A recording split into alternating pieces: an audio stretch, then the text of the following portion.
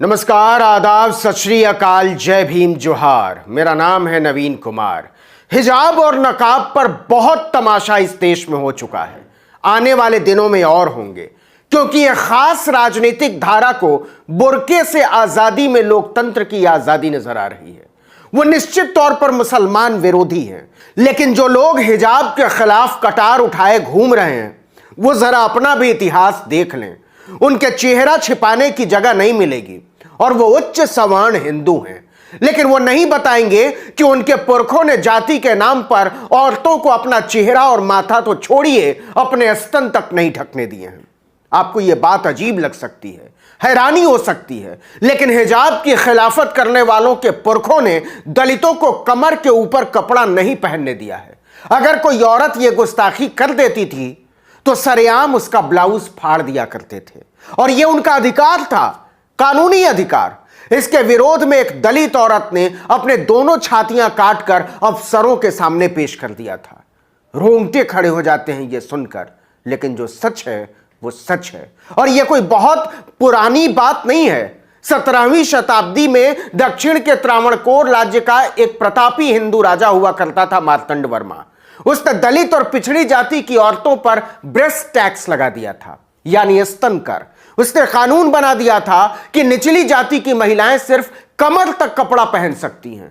उसके हिंदुत्व के घिनौनेपन की हद यह थी कि अफसर और ऊंची जाति के लोगों के सामने से जब दलित और पिछड़ी जाति की औरतें गुजरती थीं तो उन्हें अपना स्तन खुला रखना पड़ता था, और अगर महिलाएं छाती ढकना चाहें तो उन्हें इसके बदले ब्रेस्ट टैक्स देना पड़ता था। इसमें भी दो नियम थे। यह टैक्स भी आकार के हिसाब से तय होता था। इस टैक्स को मूलाक्रम कर कहते थे। नादर वर्ग की महिलाओं ने कपड़े से सीना ढका तो हिंदुत्व धड़कने लगता था। इसकी खबर फौरन राजपुरोहित तक पहुंच जाती थी। पंडित हिंदुत्व को बचाने के लिए बेचैन हो जाते थे।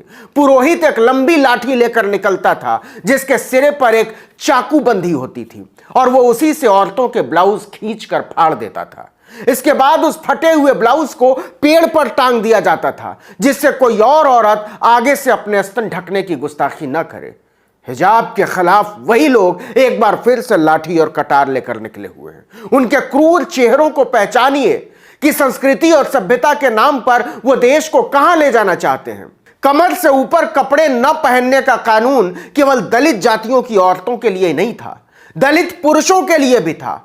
कमर से ऊपर कपड़ा पहनने के लिए दलितों को टैक्स भरना पड़ता था, और तो और निचली जाति के लोगों को सिर उठाकर चलने के लिए भी टैक्स देना पड़ता था, वरना उन्हें हमेशा अपनी निगाहें ऐसे नीची रखनी पड़ती थी। लेकिन एक दलित औरत थी जिसने इस प्रथा के खिलाफ ऐसी बगावत की जिसकी सदियां कर्जदार रहेंगी, और यह बात केवल 200 साल पुरानी है। नागर जाति की उस महिला का नाम था नांगेली। उसने ऐलान किया कि वह स्तन भी ढकेगी, सिर उठाकर भी चलेगी, और इसके लिए टैक्स भी नहीं देगी। इसने इलाके के पंडितों और क्षत्रियों को आक्रोश से भर दिया। आधुनिकता के नाम पर हिजाब और पर्दे के दूसरे तरीकों के खिलाफ मोर्चा खोलने वाले जरा ध्यान से सुने इसको। नागेली की बगावत की खबर अफसरों तक पहुंची। वो उसके गांव चेरथला पहुंचे। नागेली के पति चिरकुंडन ने भी कह दिया कि वो अपनी पत्नी के स्तन ढकने और सिर उठाकर चलने के एवज में कोई टैक्स नहीं देंगे। बात राजा तक पहुंची। राजा ने इस बार बड़े अफसरों को चरथला भेजा, और साथ में सिपाहियों का दस्ता। पूरा गांव यह देखने के लिए जमा हो गया था कि नांगेली और चिरकुंडन अब क्या करते हैं। गांव के चौपाल पर दोनों को हाजिर होने के लिए कहा गया। नांगेली अपना स्तन ढक कर पहुंची, चिरकुंडन भी सिर उठाकर पहुंचे। अफसरों ने कहा कि ब्रेस्ट टैक्स तो देना पड़ेगा, हमारे हिंदू हृदय सम्राट का आदेश है। नांगेली ने कहा, अगर ऐसी बात है तो फिर मैं लाती हूं टैक्स। नांगेली अपनी झोपड़ी में गई, और थोड़ी देर बाद वो बाहर आई तो वहां खड़े लोगों का चेहरा सफेद पड़ गया। नांगेली केले के पत्ते पर अपना कटा हुआ स्तन लेकर खड़ी थी।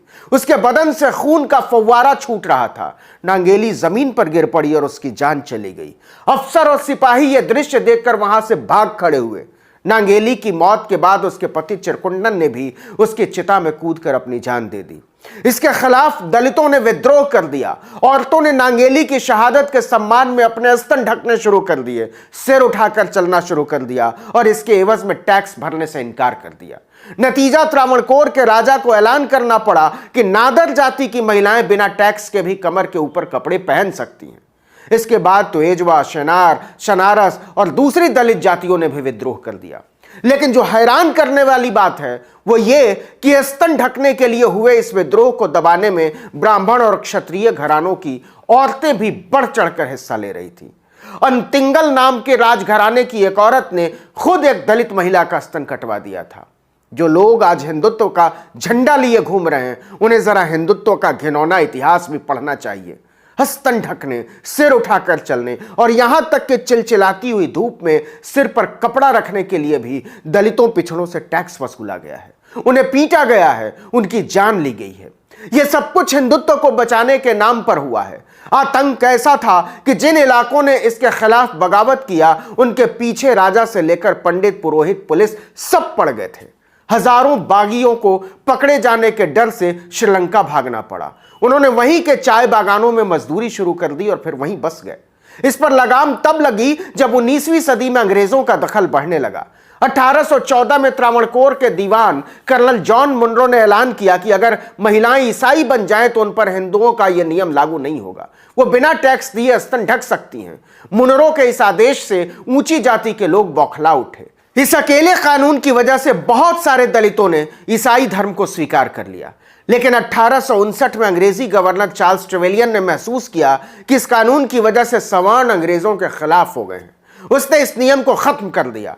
नियम खत्म होते ही सवर्ण दलितों से बदला लेने पर उतर आए। नादर महिलाओं को निशाना बनाया जाने लगा। 2 महिलाओं को सरेआम फांसी पर चढ़ा दिया गया। उनके घरों में आग लगा दी गई। चलती हुई दलित औरतों के कपड़े फाड़ दिए जाते थे। लेकिन दलितों ने विरोध जारी रखा। आखिरकार 1865 में इस पर फिर से रोक लगानी पड़ी। लेकिन कानूनी रोक के बावजूद लगभग 50 साल तक सवर्ण ताकत के जोर पर कलंक का टीका लगाकर घूमते रहे। क्या आप यकीन करेंगे कि नरेंद्र मोदी के राज में 2019 में एनसीईआरटी की 9वीं क्लास के इतिहास की किताब से इस संघर्ष के अध्याय को खत्म कर दिया गया। लेकिन अध्याय हटा देने से इतिहास नहीं बदल जाता साहब। नांगेली ने अपनी वीरता और साहस के दम पर करोड़ों औरतों को जो अधिकार दिलाया है उसे न भुलाया जा सकता है न मिटाया जा सकता है। किस हिंदुत्व की बात करते हो आप? अपना घिनौना इतिहास जरा पलट कर देख लीजिए। इस वीडियो में इतना ही, लेकिन अगर आप